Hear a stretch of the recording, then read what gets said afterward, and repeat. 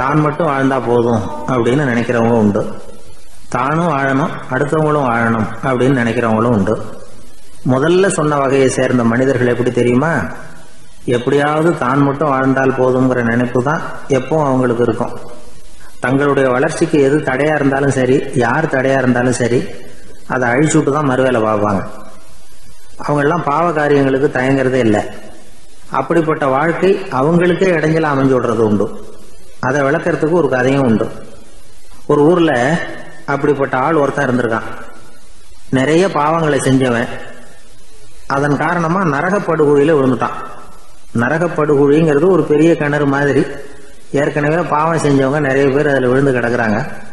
உள்ள ஏகப்பட்ட சத்தம், எல்லாம் அந்த பாவாத்மாக்கள் போடுற சத்தம். இப்போ விழுந்தானே இவனும் சத்தம் போட்டான். இவன் போடுற சத்தம் கொஞ்சம் அதிகமாக கேட்டுது. இந்த கிணத்துக்கு பக்கத்துல புத்தர் உட்கார்ந்துருக்கிறார். அவர் காதுல இவன் போடுற சத்தம் விழுந்தது. உடனே அந்த கிணத்தடிக்கு போனார். குனிஞ்சு பார்த்தார். சாமி என்னை காப்பாத்துங்க அப்படின்னு கத்தனா இவன். புத்தர் அவனை கொஞ்சம் கவனிச்சு பார்த்தார். மனித சமுதாயத்துக்கு அவன் என்னென்ன கெடுதல் பண்ணியிருக்கிறாங்கிற விவரம்லாம் அவர் மனக்கண்ணில் தெரிஞ்சது. அவருக்கு எல்லாம் புரிஞ்சு போச்சு. இருந்தாலும் அவனை காப்பாத்துறதுக்கு ஏதாவது வழி உண்டா அப்படின்னு யோசிச்சார். அவன் தன்னுடைய வாழ்நாளில் ஏதாவது நல்லது செஞ்சிருக்கானா அப்படின்னு பார்த்தார். ஒரே ஒரு சமயம் அவன் தன்னுடைய காலடியில மிதிபட இருந்த சிலந்தியை மிதிக்காமல் தாண்டி போயிருக்கிறான். இந்த ஒரு காரியத்துக்காக அவனை கரையேற்ற முடியுமா அப்படின்னு நினைச்சார். அவ்வளவுதான். உடனே அவர் கையில ஒரு சிலந்தி வந்து உட்கார்ந்துதான். அதுகிட்ட இருந்து நூல் இழை வெளிவர ஆரம்பிச்சது. அந்த நூல் இழை கிணற்று ஆழம் வரைக்கும் அப்படியே நீண்டுகிட்டே போச்சான். புத்தர் பார்த்தார். இந்த நூலை பிடிச்சுக்கிட்டு மேலே ஏறி வா அப்படின்னார். என்னங்க சொல்றீங்க? இந்த சிலந்தி நூல் என்ன தாங்குமான்னு கத்தனான். எல்லாம் தாங்கும், அதை பிடிச்சுக்கிட்டு ஏறி வா அப்படின்னார். சந்தேகத்தோடவே அவன் அந்த நூல் இழைய பிடிச்சி இழுத்து பார்த்தா ரொம்ப வலுவா இருந்தது. அவனுக்கு ஆச்சரியம். அதை பிடிச்சிக்கிட்டே மெதுவா மேலே ஏறி வர ஆரம்பிச்சுட்டான். பாதி தூரம் ஏறி வந்திருப்பான். அப்போ அவன் காலுக்கு கீழே ஏதோ சத்தம். என்னன்னு குனிஞ்சு பார்க்கறான். கீழே கிடந்தவங்க சில பேரும் அந்த நூலை பிடிச்சி மேலே வந்துகிட்டு இருக்கிறாங்க. இவனுக்கு கோபம் வந்துட்டுது. தன்னுடைய இடுப்புல வச்சிருந்த கத்தியை எடுத்து தன்னுடைய காலுக்கு கீழே நூல் இழைய அப்படியே வெட்டி விட்டுட்டான். இனிமே நாம மட்டும்தான் மேலே ஏறி வந்துடணும் அப்படின்னு நினைச்சுக்கிட்டான். ஆனா நடந்தது என்ன தெரியுமா? மொத்த நூல் இழையும் அப்படியே அருந்து கீழே விழுந்துட்டுது. அவனும் பொத்துன்னு கீழே விழுந்துட்டான். மறுபடியும் கத்த ஆரம்பிச்சுட்டான். ஏற்கனவே அவன் செஞ்சிருந்த ஒரு சிறு கருணை அந்த நூல் இழைக்கு உறுதியை கொடுத்தது. இப்போ அவன் செஞ்ச பாவம் அந்த நூல் இழைய வலுவிழக்க செஞ்சுட்டுது. அடுத்தவங்களும் வாழணுங்கிற எண்ணம் அவனுக்கு இருந்திருந்தா இப்போ அவனும் கரையேறி வந்திருப்பான், மற்றவங்களும் சௌக்கியமா வந்து சேர்ந்திருப்பாங்க. அதனால நாமும் வாழணும், அடுத்தவங்களும் வாழணும் அப்படின்னு நினைக்கிறவன் வாழ்க்கையில சீக்கிரம் முன்னுக்கு வந்துருவான். ஒருத்தன் ஒரு டாக்டர் கிட்ட போனான், மருந்து வாங்கினான். வாங்கி கொண்டாந்து பேசாம வச்சுட்டான், சாப்பிடல. அப்புறம் எதுக்காகப்பா போய் அவர்கிட்ட மருந்து வாங்கினேன் அப்படின்னு கேட்டாங்க. டாக்டர் வாழணும் இல்லையா, அதனாலதான் அப்படின்னா. அவர் கொடுத்த மருந்து நீ ஏன் சாப்பிடல அப்புறம் அப்படின்னு கேட்டாங்க. நான் வாழணும் இல்லையா, அதுக்காக தான் அப்படின்னா. ஒருத்தர் இருக்கார், நல்ல உத்தியோகத்துல தான் இருக்கிறார்.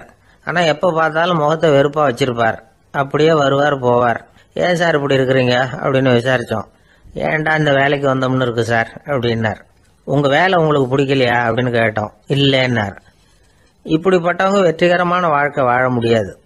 இது நிபுணர்கள் கருத்து. வேலையை நேசிக்க தெரிந்தவர்கள் வெற்றி பெறுவார்கள் அப்படிங்கிறாங்க அவங்க. எந்த துறையா இருந்தாலும் சரி, அந்த துறையில வெற்றிகரமா இருக்கிறவங்கள விசாரிச்சு பாருங்க. எனக்கு என்னுடைய வேலை ரொம்ப பிடிக்கும் அப்படின்னு சொல்றவங்களா தான் இருப்பாங்க. அப்படி இருந்தாதான் அது வெற்றிகரமா இருக்க முடியுது அவங்களால. ஒருத்தனுக்கு பிடித்தமான பொழுதுபோக்கே அவனுடைய தொழிலா இருந்துட்டுதுன்னா அவனை மாதிரி கொடுத்து வச்சவன் வேற யாரும் இல்லை அப்படிங்கிறார் பெர்னாட் ஷா. ஒரு தடவை மன்னர் ஹுமாயூன் உயிரை தண்ணீர் முண்டு ஊற்றுகிற தொழிலாளி ஒருத்தர் காப்பாத்தினாராம் அந்த ஹுமாயூன் உயிரை. உடனே மன்னர் கேட்டிருக்கார், உனக்கு என்ன வேணும்னாலும் கேளு தரேன், உயர் பதவி வேணுமா அப்படின்னு கேட்டாராம். மன்னா, மக்களின் தாகம் தீர்க்கக்கூடிய இந்த பணியை விட உயர்ந்தது உண்டா அப்படின்னாராம் அந்த தொழிலாளி. அவரால் அவருடைய வேலையை நேசிக்க முடிஞ்சுது, அதனால மகிழ்ச்சியா இருக்க முடிஞ்சுது. நாமெல்லாம் அப்படி இல்லை. வேலை கிடைக்கிற வரைக்கும் கிடைச்சா போதும் அப்படின்னு இருக்கோம். கிடைச்சதுக்கு அப்புறம் ஏன்டா அந்த வேலைக்கு வந்தோம்னு ரொம்பவும் அழுத்துக்குவோம். சரி, நாம் இருக்கிற இடத்துல நாம் வெற்றிகரமா இருக்க வழி உண்டா? அப்படின்னா உண்டுன்னு சொல்கிறாங்க. அதாவது மன இயல் நிபுணர்கள் இருக்கிறாங்க இல்லையா, அவங்க அதுக்கு முக்கியமாக 6 வழிகள் சொல்கிறாங்க. நீங்கள் ஒரு அலுவலகத்தில் வேலை பார்க்குறவரா அப்படின்னா இதை கேளுங்க. அதாவது உங்கள் மேலதிகாரி எதிர்பார்ப்புக்கு தகுந்த மாதிரி உங்கள் வேலை இருக்குதா? அப்படி இல்லைன்னா முதல்ல உங்கள் வேலையின் தரம் உயரணும். உங்களுக்கு மேலே கீழே வேலை பார்க்குற பணியாளர்கள்கிட்ட நல்ல விதமாக பழகுறீங்களா? அந்த உறவு முறையில் ஏதாவது குறை இருந்தால் அதை கண்டுபிடிச்சி சரி பண்ணுங்க. நம்பிக்கைக்கு உரியவர் அப்படின்னு நீங்கள் பேர் எடுக்கணும். நீங்கள் எடுக்கிற முடிவு நல்ல முடிவாக தான் இருக்கும் அப்படின்னு அடுத்தவங்க சொல்லணும். உங்கள் தோற்றத்துக்கு முக்கியத்துவம் கொடுங்க. இது மனம் உடல் ரெண்டும் சம்பந்தப்பட்டது. அதனால் மனசையும் ஆரோக்கியமாக வச்சுருக்கணும், உடம்பையும் ஆரோக்கியமாக வச்சுருக்கணும். உங்களுடைய நிர்வாகம் செயல்படுற விதத்தை நல்லா புரிஞ்சு வச்சுக்கணும். உங்களுடைய நிர்வாகம் இப்போ ஒரு காரியம் செய்யுதுன்னு வச்சுங்க, ஏன் அப்படி செய்யுது, எதுக்காக அப்படி செய்யுது, அதனுடைய குறிக்கோள் என்ன, அது நீடிக்கிறதுக்கு காரணம் என்ன, இதையெல்லாம் தெரிஞ்சுக்கணும். சிரிப்புக்கு வஞ்சகம் பண்ணக்கூடாது, நல்லா சிரிக்கணும், அப்போ தான் அது திரும்ப கிடைக்கும். கடந்த கால தோல்வியை பற்றி கவலைப்படக்கூடாது. முதலாளி விருப்பம் தெரிஞ்சு நடந்துக்கிறது நல்லது தான். அதுக்காக காக்கா பிடிக்கணுங்கிற அவசியம் இல்லை. உங்களுக்கு ஒரு பொறுப்பான வேலை கிடைக்குது, உடனே சத்தம் குழப்பம் அப்படின்னு சூழ்நிலையை இறுக்கமாக ஆக்கிடக்கூடாது. எந்த சூழலையும் இயல்பாக கையாளக்கூடியவர் அப்படிங்கிறத காட்டணும். இதெல்லாம் உங்கள் துறையில் நீங்கள் வெற்றி பெற நிபுணர்கள் சொல்கிற யோசனைகள். இவ்வளவு விவரமும் சொல்லிவிட்டு ஒருத்தரை பார்த்து கேட்டோம், இப்போ சொல்லுங்க, நீங்கள் செய்கிற வேலை உங்களுக்கு பிடிச்சிருக்குதா அப்படின்னோம். ரொம்ப ரொம்ப பிடிச்சிருக்குது அப்படின்னார். சரி, என்ன செஞ்சிட்டு இருக்கிறீங்க அப்படின்னு கேட்டோம். சும்மா தான் இருக்கிறேன் அப்படின்னார் அவர். நம்மகிட்ட ஒருத்தன் தப்பாக நடந்துக்கிட்டானா உடனே நாம் என்ன செய்வோம், கையை ஓங்கிட்டு அவனை அடிக்க போவோம். நாம் அவங்ககிட்ட அவனை விட ஒருபடி மேலாக தப்பாக நடந்துக்குவோம். ஆனால் பெரியவங்கள்லாம் அப்படி நடந்துக்கிறது இல்லை. இன்னா செய்தாரை ஒருத்தல் அவர் நாண நன்னயம் செய்து விடல் அப்படின்னு வள்ளுவர் சொல்லியிருக்கார் இல்லையா, அதுக்கு தகுந்த மாதிரி நடந்துக்குவாங்க. பாயசித் விஸ்தாமிங்கிறவர் ஒரு பெரிய ஞானி. அவர் ஒரு நாள் ராத்திரி ரொம்ப நேரம் மசூதியில் இருந்துட்டு வீட்டுக்கு திரும்பி வந்துகிட்டு இருக்கிறார். வழியில் ஒரு குடிகாரன், அவன் கையில் ஒரு இசைக்கருவி, அதை கண்ணா பின்னான்னு மீட்டிக்கிட்டு வாய்க்கு வந்தபடி என்னத்தையோ பாட்டுன்னு நினச்சிக்கிட்டு பாடிக்கிட்டு அவன் பாட்டுக்கு கிடக்கிறான் வழியில். அதோடு இருந்தாலும் பரவாயில்ல, அந்த பக்கமாக வழியில் போகிறவங்க வர்றவங்களையெல்லாம் பார்த்து கண்ணா பின்னான்னு திட்டிக்கிட்டு இருக்கிறான், ரொம்ப வளர்க்குறான். பாயசித் பிஸ்தாமிங்கிற அந்த பெரியவர் அந்த வழியாக போகிறார். அவனை பார்க்குறார். அவனுடைய நிலைமையை பார்த்துட்டு பரிதாபப்படுறார். ஏன்பா இது மாதிரியெல்லாம் நடந்துக்கிற, இப்படி நடக்கலாமா அப்படின்னு ஏதோ கொஞ்சம் புத்திமதி சொல்கிறதுக்கு ஆரம்பித்தார். அவனுக்கு கோபம் வந்துட்டுது. கையில் வச்சிருந்த வாத்திய கருவி அதால் ஓங்கி அந்த பெரியவர் தலையில் ஒரு அடி கொடுத்தான். ரத்த காயம் ஏற்பட்டு போச்சு. அவன் கையில் இருந்த இசைக்கருவியும் அடித்த வேகத்தில் 2ஆக உடஞ்சி போச்சு. அவ்வளோ வேகமாக அடிச்சிருக்கான். இவ்வளவு தூரத்துக்கு நடந்து போச்சுல்ல, அந்த மாபெரும் ஞானி வாயை திறந்து ஒரு வார்த்தை கூட பேசலை. பேசாமல் தலையை பிடிச்சிக்கிட்டு அவர் பாட்டுக்கு போயிட்டார். மறுநாள் அந்த பெரியவர் என்ன பண்ணார் தெரியுமா, கொஞ்சம் இனிப்பு பண்டங்கள், கொஞ்சம் பணம், இது ரெண்டையும் ஒரு ஆள் மூலமாக அனுப்பி வச்சார் அந்த குடிகாரனுக்கு. அவனுக்கு ஒன்றும் புரியல. என்ன விவரம்னு விசாரித்தான். வந்த ஆள் ஒரு கடுதாசியை நீட்டினான். அதில் விவரம் இருந்தது. ஞானி எழுதியிருக்கிறார், இதை பார்ப்பா, உங்களுடைய இசைக்கருவி உடையறதுக்கு என்னுடைய தலை காரணமாக ஆயிட்டுது. அதுக்காக நான் ரொம்ப வருத்தப்படுறேன். அதுக்காக தான் பணம் அனுப்பி வச்சுருக்கேன். வேறு புதுசாக ஒரு இசைக்கருவி வாங்கிக்கோ. அப்புறம் இன்னொரு விஷயம், நேற்றுக்கு ராத்திரி என்கிட்ட ஏகப்பட்ட கசப்பான வார்த்தைகளை பேசினேன். இதோடு அனுப்பியிருக்கிற இனிப்பு பண்டங்களை சாப்பிட்டு உன்னுடைய நாவில் உள்ள கசப்பை மாற்றிக்கோ அப்படின்னு அதில் எழுதப்பட்டிருந்தது. இந்த சமயத்தில் அவன் குடி மயக்கத்தில் இல்லை, கிழிஞ்சு போயிருந்த நேரம் இது. அதனால் அதை படித்த உடனே அவனுக்கு ரொம்ப வெக்கமாக போச்சு. தலை குனிஞ்சான், யோசனை பண்ணான். கொஞ்ச நேரத்தில் தன்னுடைய நண்பர்கள் சில பேரையும் கூப்பிட்டுக்கிட்டு நேராக அந்த ஞானி இருக்கிற இடத்துக்கு ஓடினான். அவர் காலில் விழுந்தான், அவர்கிட்ட மன்னிப்பு கேட்டுக்கிட்டான். பெரியவங்களே தெரியாமல் நான் இந்த பாவ செயலை பண்ணிவிட்டேன், என்னை மன்னிச்சுங்க, உங்களுடைய பொறுமையும் போதனையும் என்னுடைய கண்ணை திறந்துட்டுது. இனிமேல் நானும் என்னுடைய நண்பர்களும் நல்ல வழியில் திருந்தி வாழ போகிறோம் அப்படின்னா. ஞானி செய்த நன்னயம் குடிகாரனை எப்படி திருத்திருக்கு பார்த்தீங்களா? இந்த கதையை கேட்டுவிட்டு ஒருத்தர் சொன்னார், என் வாழ்க்கையில் கூட அப்படி ஒரு சம்பவம் நடந்தது சார்.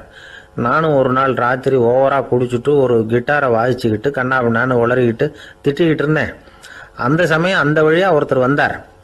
ஓங்கி தலையில் ஒரே ஒரு அடி, ரத்தம் வந்துட்டுது. அதுக்கப்புறம் என் மனசு தெரிந்துட்டுது சார் அப்படின்னார். அப்படியா என்ன ஆச்சரியமா? ஆமாம் சார், அடி விழுந்தது அவர் தலையில் இல்லை, என் தலையில். வந்தவர் என்ன அப்படி அடிச்சுட்டார்? மயக்கம் தெளிஞ்சதுக்கு அப்புறம்தான் எனக்கு விவரம் புரிஞ்சுது, அவர் ஒரு போலீஸ்காரரு அப்படின்னார் ரொம்ப சோகமாக. ஜெருசலேம் அங்கே உள்ள ஒரு தேவாலயம், அதில் உள்ள பலிபீடத்தின் முன்னாடி ஒரு பெட்டி உண்டு. அது காணிக்கை பெட்டி. ஆலயத்துக்கு வர்றவங்க பிரார்த்தனை பண்ணிவிட்டு திரும்பி போகிற சமயத்தில் அந்த பெட்டியில் காணிக்கை போடுவாங்க. அவங்களால எவ்வளவு முடியுமோ அவ்வளவு போடுறது வழக்கம். அவங்கவுங்க வசதிக்கு தகுந்த மாதிரி போடுவாங்க. வசதி உள்ளவங்களாக இருந்தாலும் சரி, வசதியே இல்லாத வறியவர்களாக இருந்தாலும் சரி, ஆலய காணிக்கை பெட்டியில் காசு போடுறது அவங்களுக்கு ரொம்ப பெருமையான ஒரு செயல். ஒரு சமயம் இயேசு தம்முடைய சீடர்களோடு அந்த ஆலயத்துக்கு வரார். அங்கே உட்காந்து ரொம்ப நேரம் வழிபாடு பண்ணிகிட்டு இருக்கிறார். சீடர்களும் அந்த ஜபத்தில் கலந்துக்கிட்டாங்க. வழிபாடு முடிஞ்சுது. இயேசு உட்காந்துருக்கிறார். காணிக்கை பெட்டியில் காசு போடுறவங்கள கவனிக்கிறார். சீடர்களும் அதையே கவனிச்சுக்கிட்டு இருக்கிறாங்க. ரொம்ப பேர் வரிசையாக வந்தாங்க. அவங்களால முடிஞ்ச அளவுக்கு காசு போட்டுட்டு அவங்க பாட்டுக்கு போய்கிட்டு இருக்கிறாங்க. வசதியானவங்க நிறைய பேர் வந்தாங்க. அதுக்கு மத்தியில் வயசான ஒரு அம்மா, அவங்களும் வந்து காசு போட்டுட்டு போகிறாங்க. இப்போ இயேசு தன்னுடைய சீடர்கள் பக்கம் திரும்பினார். ஒரு கேள்வி கேட்டார். இப்போ இந்த காணிக்கை பெட்டியில் நிறைய பேர் வந்து காசு போட்டுட்டு போகிறத நீங்கள் கவனிச்சிங்க. இன்னைக்கு இந்த காணிக்கை பெட்டியில் ரொம்பவும் அதிகமாக காசு போட்டது யார் அப்படின்னு கேட்டார். முதல்ல வந்தார ஒரு பெரிய மனுஷன், அவர் தான் அதிகமாக போட்டார் அப்படின்னார் ஒருத்தர். மூணாவதாக வந்தவர் தான் அதிகமாக போட்டார், நான் கவனித்தேன் அப்படின்னாரு இன்னொருத்தர். இப்படி ஆளுக்கு ஒரு விதமாக சொல்கிறாங்க. கடைசியாக இயேசு சொன்னாராம், இன்றைக்கு அந்த பெட்டியில் அதிகமாக காசு போட்டவங்க அந்த வயசான அம்மா தான் அப்படின்னாராம். சீடர்களுக்கு ஒன்றும் புரியல. அந்த அம்மா ரொம்பவும் ஏழையாச்சே, அவங்க எப்படி அதிகமாக காணிக்கை செலுத்த முடியும் அப்படிங்கிறது அவங்க சந்தேகம். இயேசு விளக்குனார். நிறைய பேர் வந்தாங்க, நிறையவே காசுகள் போட்டாங்க, அது உண்மைதான். ஆனாலும் அந்த அம்மா என்ன பண்ணாங்க கவனிச்சிங்களா? வந்தாங்க, தன்னுடைய காசு பையை திறந்தாங்க, அப்படியே கொட்டுனாங்க. அதில் இருந்தது ரெண்டு காசுகள் தான். அந்த 2 காசும் காணிக்கை பெட்டியில் விழுந்துட்டுது. மற்றவங்கள்லாம் தங்கள்கிட்ட இருந்த செல்வத்தின் ஒரு சிறு பகுதியை எடுத்து பெட்டியில் போட்டாங்க. ஆனால் இந்த அம்மா தன்கிட்ட என்ன இருந்ததோ அதை அப்படியே போட்டுட்டாங்க. தன்னுடைய பிழைப்புக்காக வச்சிருந்த அவ்வளவையும் இழக்கிறதுக்கு தயாராகிட்டாங்க. அவ்வளவு தாராள மனசு அவங்களுக்கு. அதனால் அவங்க செலுத்தின காணிக்கை தான் அளவில் அதிகம் அப்படின்னார். விலை மதிப்பில்லாத முத்து புதையல் ஒருத்தனுக்கு கிடைக்க போகுதுன்னு வச்சுக்கோங்க. அதன் மதிப்பை உணர்ந்தவன் என்ன பண்ணுவான்? அதை அடையிறதுக்காக தன்கிட்ட இருக்கிற எதையும் கொடுக்கறதுக்கு தயாராக இருப்பான் இல்லையா? அது மாதிரி தான் இதுவும் அப்படின்னார். உலக மதிப்பீடுகளை துரும்பா தூசியாக மதித்து அதையெல்லாம் உதறி விடுகிறவன் இறையருள் அப்படிங்கிற இணையில்லாத செல்வத்தை பெறுகிறான் அப்படிங்கிறது இதில் உள்ள கருத்து. இறைவனுக்காக இழப்பதுன்னா துன்பப்படுகிறவர்களுக்காக, ஏழைகளுக்காக, ஏதுமற்றவர்களுக்காக இழப்பது அப்படின்னு அர்த்தம். உங்கள் அயலானுக்கு நீங்கள் என்ன உதவி செய்தாலும் அதை எனக்கே செய்கிறீர்கள் அப்படின்னு இயேசு சொல்லியிருக்கிறார். அடுத்தவங்களுக்கு உதவணுங்கிற குணம் இன்னைக்கு ரொம்ப குறைஞ்சி போச்சு. ஒருத்தன் வாழைப்பழத்தோல் வழுக்கி கீழே விழுந்துட்டான். பக்கத்தில் இருந்த நண்பன் உடனே அவனை தூக்கிக்கிட்டு போய் ஆஸ்பத்திரியில் சேர்த்துட்டான். அதுக்கப்புறம் சொன்னான், நீ அந்த வாழைப்பழத்தோலில் காலை வைக்க போகிறத முன்னாடியே நான் கவனிச்சுட்டேன் அப்படின்னானா. அப்படின்னா அப்போவே நீ எனக்கு உதவி செஞ்சுருக்கலாமே அப்படின்னானா அவன். நான் டாக்டருக்கு உதவலாம்னு நினச்சிட்டேன் அப்படின்னா இவன். ஒரு ஊரில் ஒரு ஆள் இருந்தான். அவனுக்கு ஒரே ஒரு மகள். அவளை நல்ல இடத்துல கட்டி கொடுக்கணும்னு ஆசைப்பட்டான். அதுக்காக மாப்பிள்ளை தேடிக்கிட்டு இருந்தான். அவன் கொஞ்சம் வசதியான ஆள். அதனால் நிறைய பேர் வந்தாங்க. இருந்தாலும் ஒரு நல்ல குணமுள்ள மாப்பிள்ளையாக இருக்கணும் அவன் எதிர்பார்த்தான். அப்படி இருக்கணும்னு தொடர்ந்து முயற்சி பண்ணான். கடைசியாக ஒரு 3 பேர் கிடைச்சாங்க. அந்த 3 பேரில் யாரை தேர்ந்தெடுக்கிறது? இதுதான் அவனுக்கு வந்த குழப்பம். இந்த நிலைமையில் ஒரு பெரியவரை தேடி போனான். அவர்கிட்ட தன்னுடைய பிரச்சனையை சொன்னான். அவர் கொஞ்சம் யோசனை பண்ணார். அதுக்கப்புறம் 3 பேரையும் கூப்பிட்டார். இதை பாருங்கப்பா, உங்கள் 3 பேருக்கும் 3 மாத கால அவகாசம் தர்றேன். நீங்கள் இப்போ போகலாம். 3 மாதம் கழித்து திரும்பி வரலாம். அப்படி வரும்பொழுது இந்த 3 மாத காலத்தில் நீங்கள் செஞ்ச நல்ல காரியம் ஏதாவது ஒன்று சொல்லணும். அதை வச்சு உங்களில் ஒருத்தரை நாங்கள் வந்து தேர்ந்தெடுத்துக்கிறோம் அப்படின்னு சொன்னாராம். 3 பேரும் சரின்னு சொல்லிவிட்டு திரும்பி போயிட்டாங்க. 3 மாதம் ஆச்சு. அதுக்கப்புறம் ஒரு நாள் திரும்பி வந்தாங்க. அவர் அவங்கள கூப்பிட்டு உட்கார வச்சார். அப்புறம் கேட்டார், இப்போ சொல்லுங்கள், இந்த 3 மாத காலத்தில் நீங்கள் செஞ்சுருக்கிற ஏதாவது ஒரு நல்ல காரியத்தை சொல்லுங்க அப்படின்னார். முதல்ல ஒருத்தன் எழுந்திரிச்சு நின்னான். ஐயா, எங்கள் அப்பா இறந்த பிறகு அவரோட கணக்கு வழக்குகளை எடுத்து பார்த்துக்கிட்டு இருந்தேன். அவர் ஒரு வியாபாரிகிட்ட 10,000 ரூபா கடன் வாங்கி இருக்கிறதாக எழுதியிருந்தார். அந்த வியாபாரியும் இப்போ உயிரோட இல்லை. இருந்தாலும் அந்த வியாபாரியோட மகனை தேடி கண்டுபிடிச்சேன். கணக்கு புத்தகத்தை காட்டினேன். உங்கள் அப்பா கிட்ட 10,000 ரூபா கடன் வாங்கி இருக்கிறதாக இதை எழுதியிருக்கிறார். அதனால் அதை திருப்பி கொடுக்கறதுக்காக வந்திருக்கிறேன். இந்தாங்க அந்த பணம் அப்படின்னு சொல்லி கொடுத்துட்டு வந்துட்டேன் அப்படின்னு நானும். இதை பெரியவர் கவனமாக கேட்டுக்கிட்டார். அதுக்கப்புறம் 2வது இளைஞன் எழுந்திருச்சான். ஐயா, நான் போன மாதம் ஒரு நாள் ராத்திரி வேளையில் ஒரு காட்டுப்பாதை வழியாக எங்கள் ஊருக்கு போய்கிட்டு இருந்தேன். அந்த சமயத்தில் அந்த வழியாக வந்துக்கிட்டு இருந்த ஒரு வழிப்போக்கர்கிட்ட 4-5 திருடர்கள் வம்பு வளர்த்து அவர்கிட்ட இருந்த பொருளை எல்லாம் கொள்ளையடிச்சிக்கிட்டு இருந்தாங்க. நான் உடனே ஒரு குச்சியை எடுத்துகிட்டு ஓடினேன். அந்த திருடர்களை அடித்து விரட்டினேன். பொருளை எல்லாம் மீட்டு அந்த வழிப்போக்கர்கிட்ட ஒப்படைச்சேன். அவரை பத்திரமா அழைச்சிக்கிட்டு போய் அவர் வீட்டில் விட்டுட்டு வந்தேன் அப்படின்னு நானும். இதையும் பெரியவர் கவனமாக கேட்டுக்கிட்டார்.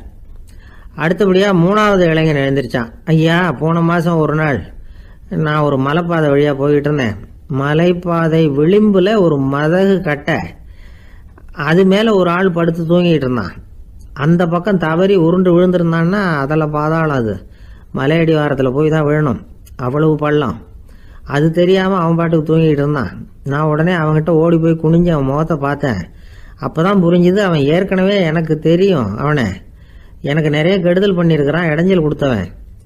இருந்தாலும் ஐயோ பாவம்னு நினச்சி அவனை எழுப்பி பாதுகாப்பாக வேற ஒரு இடத்துல படுக்க வச்சுட்டு வந்தேன் அப்படின்னானா. பெரியவர் இதையும் கேட்டுக்கிட்டார். அதுக்கப்புறம் அவங்க 3 பேரையும் பார்த்து நீங்கள் போகலாம், நாங்கள் யோசித்து முடிவு பண்ணி உங்களுக்கு சொல்லி அனுப்புகிறோம் அப்படின்னாராம். அந்த இளைஞர்கள் புறப்பட்டு போயிட்டாங்க.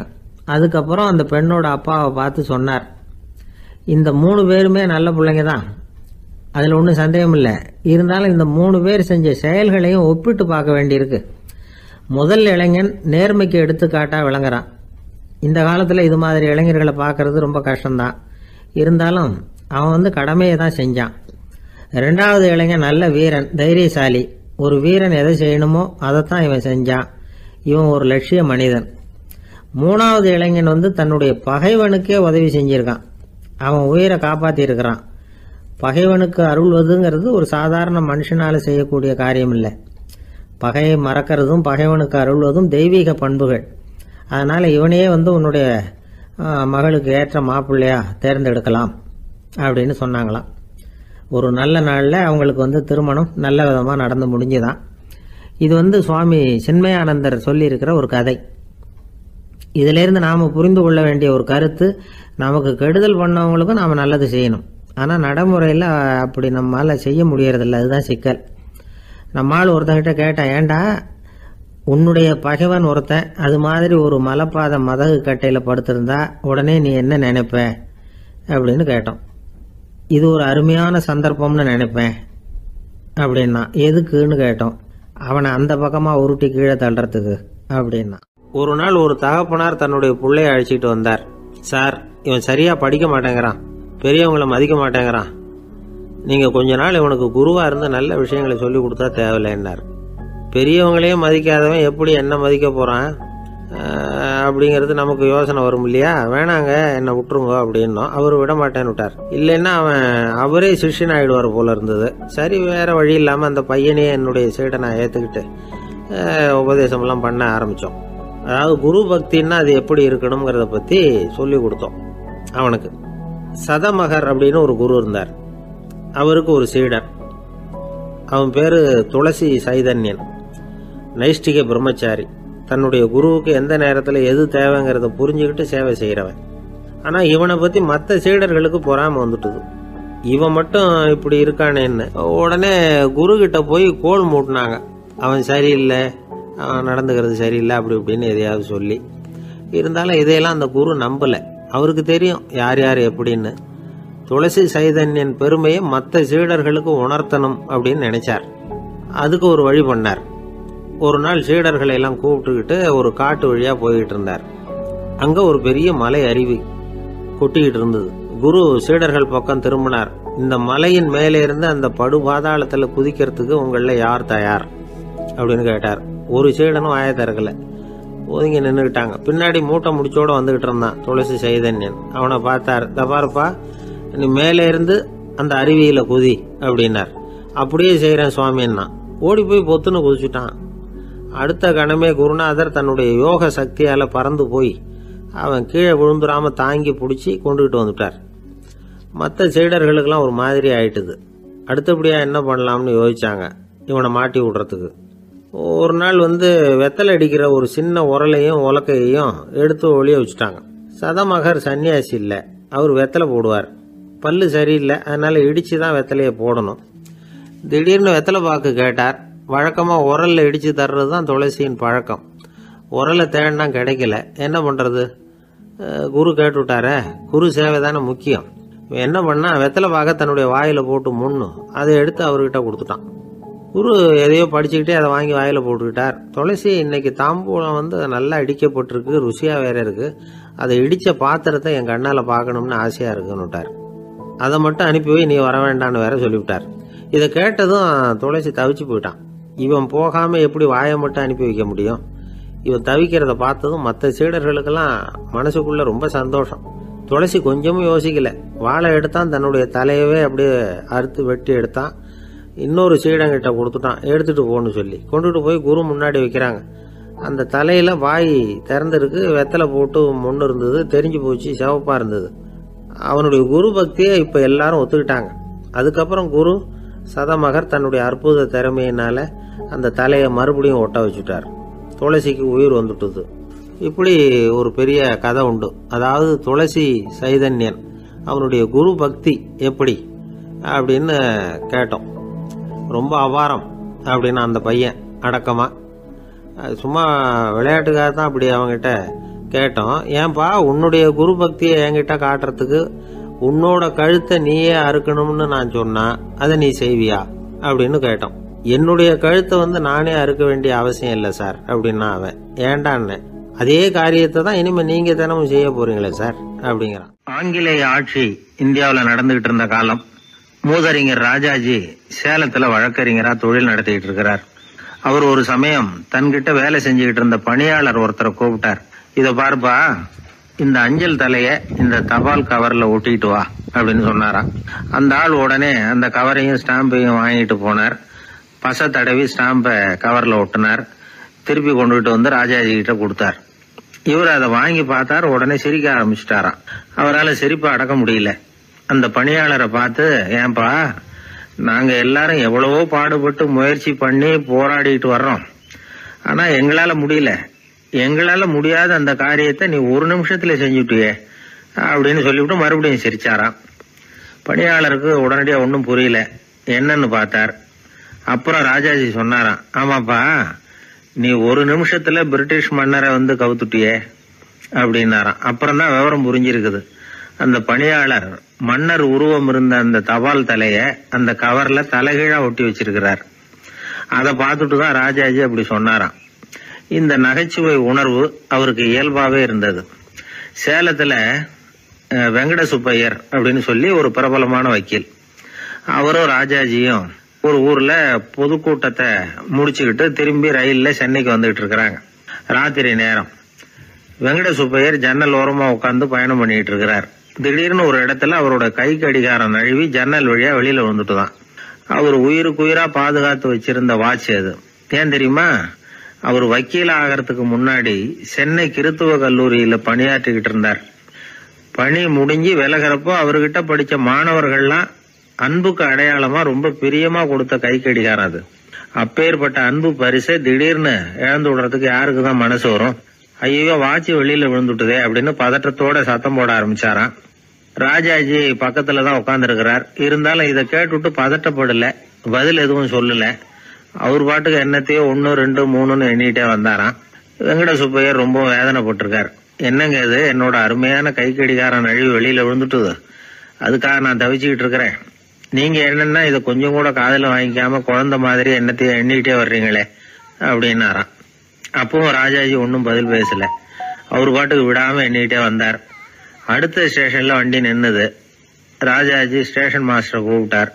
அவர் வந்ததும் அவர்கிட்ட சொன்னாராம், சார் எங்களுக்கு ஒரு உதவி செய்யணும். நாங்க வர்ற வழியில என் நண்பரோட வாட்ச் வெளியில விழுந்துட்டுது. அது விழுந்த இடத்துல இருந்து தந்தி கம்பங்களை விடாம எண்ணிக்கிட்டே வந்திருக்கிறேன். இவ்வளவு கம்பங்களுக்கு அப்பால அது கிடக்கும். தயவு பண்ணி யாரையாவது அனுப்பி அதை தேட ஏற்பாடு பண்ணுங்க அது கிடைச்சுட்டுதுன்னா எங்களால் முடிஞ்ச அன்பளிப்பு தர்றோம். அது மட்டும் இல்லை, எங்களுக்கு ஒரு லெட்டர் போடுங்க கிடைச்சுட்டுதுங்கிற விவரத்தை, நாங்கள் வந்து வாங்கிக்கிறோம் அப்படின்னு எல்லாம் சொன்னாங்களாம். அப்படின்னு சொல்லி முகவரியெல்லாம் கொடுத்துட்டு வந்துட்டாங்க அவங்க. கொஞ்ச நாள்ல அந்த கடிகாரமும் வந்து சேர்ந்துட்டு தான். இது எதுக்கு சொல்றாங்கன்னா, பதற்றம் அடையக்கூடாது அப்படிங்கிறது ரொம்ப முக்கியம். பதற்றம் அடையக்கூடிய நேரத்துல கூட அறிவை சிதற விடாம செயல்படுத்துற சாமர்த்தியம் எல்லாருக்கும் சுலபமா வந்துடாது. அவரோட நகைச்சுவை உணர்வுக்கு இன்னொரு உதாரணம். ஒரு தடவை அவரை பாக்குறதுக்கு ஒரு நண்பர் வந்தாராம். என்னப்பா பண்ணிட்டு இருக்கிற அப்படின்னு விசாரிச்சிருக்கார் ராஜாஜி. இப்ப நான் நிறைய கதை கட்டுரை எல்லாம் எழுதுறேன் சார், புத்தகம் போடுறேன் அப்படின்னாராம் வந்தவர். அப்படின்னா சாப்பாட்டுக்கு என்ன பண்ற அப்படின்னு கேட்டாராம் ராஜாஜி. இங்க எழுத்த நம்பி யாரும் காலம் தள்ள முடியாதுங்கிறத அவ்வளவு தெளிவா அவர் புரிஞ்சு வச்சிருக்கிறார். ஒரு தந்தை தன்னோட பிள்ளைய ரொம்ப தைரியசாலியா வளர்க்கணும்னு ஆசைப்பட்டார். அதுக்காக அவனை கூப்பிட்டு உட்கார வச்சு இப்படி உபதேசம் பண்ணார். இதை பாருப்பா, நான் உன்னாட்டம் இருக்கிறப்போலாம் எதுக்கும் பயப்பட மாட்டேன், ரொம்ப துணிச்சலா இருப்பேன். ஒரு நாள் ஒரு அப்பாவி எலிய ஒரு பூனை துரத்திட்டு ஓடிச்சு. நான் உடனே என்ன செஞ்சேன் தெரியுமா? அந்த பூனையை பிடிச்சேன், அது வாலில் ஒரு பட்டாசு சரத்தை கட்டினேன், கொளுத்தி விட்டேன், படபடன்னு வெடிக்க ஆரம்பிச்சுட்டுது. அது துள்ளிக்கிட்டு அங்கேயும் இங்கேயும் ஓடி இருக்கு பாரு ஓட்டம், ரொம்ப தமாஷு அப்படின்னார் அப்பா. இப்படி சொல்லிவிட்டு பையனை பார்த்து, இதை கேட்கறதுக்கு உனக்கும் துணிச்சல் வருதா, நான் என்னுடைய செயலை நீ கேட்குறப்போ உனக்கு துணிச்சல் வருதா அப்படின்னு கேட்டார். வருதுன்னா பையன். எப்படின்னா அப்படிங்கிற விவரத்தையும் சொன்னான் அவன். அதாவது எலியை விரட்டினத்துக்காக பூனை வாலில் பட்டாசு கொளுத்துனீங்க நீங்க, பூனையை விரட்டினத்துக்காக உங்க கழுத்துல பட்டாசு சரத்தை மாட்டினா என்னன்னு தோணுது எனக்கு அப்படின்னா பையன். பையனோட துணிச்சல் அப்பாவையே நடுங்க வச்சுட்டுது. அது சரி, ஒரு அப்பா பிள்ளைக்கு இப்படியா உபதேசம் பண்றது? எல்லாருக்கிட்டையும் அன்பா பழகிறது எப்படி அப்படின்னு சொல்லி கொடுக்கணும். பிஞ்சு உள்ளங்கள்ல நஞ்ச தூவலாமா? ஒரு நாள் விநாயகர் ஒரு பூனையோட விளையாடிக்கிட்டு இருந்தாராம். அப்படி ஆசையா விளையாடிக்கிட்டு இருந்தப்ப அவரோட கை நகம் தவறுதெல்லாம் பூனையோட முகத்துல பட்டுட்டுதான். அது ஒரு சின்ன கீரலை உண்டாகி விட்டுது. அப்பா அவர் அதை ஒரு பெருசா நினைக்கல. கொஞ்ச நேரத்துக்கு அப்புறம் விநாயகர் வீட்டுக்கு வந்தார். அவங்க அம்மா பார்வதி தேவியை பார்த்தார். பார்வதி தேவி கன்னத்துல விரலால கீறினது மாதிரி ஒரு அடையாளம் இருந்தது. விநாயகருக்கு அதிர்ச்சி, ஆச்சரியம். நம்ம அம்மா இந்த உலகத்துக்கே தாயார், அப்பேற்பட்ட அவங்க முகத்திலேயே கீரலை உண்டாக்கக்கூடியவங்க யாரா இருக்க முடியும் அப்படின்னு யோசனை பண்ணார். தாயே, உன்னுடைய கன்னத்தில் இந்த வடு எப்படிம்மா ஏற்பட்டதுன்னு கேட்டார். குழந்தாய், இது நீ செஞ்ச காரியம்தான்ப்பா, உன்னுடைய கை நகம் கீறினதுனால ஏற்பட்ட வடு தான் இது அப்படின்னாங்க அவங்க. விநாயகர் திடுக்கிட்டு போட்டார்.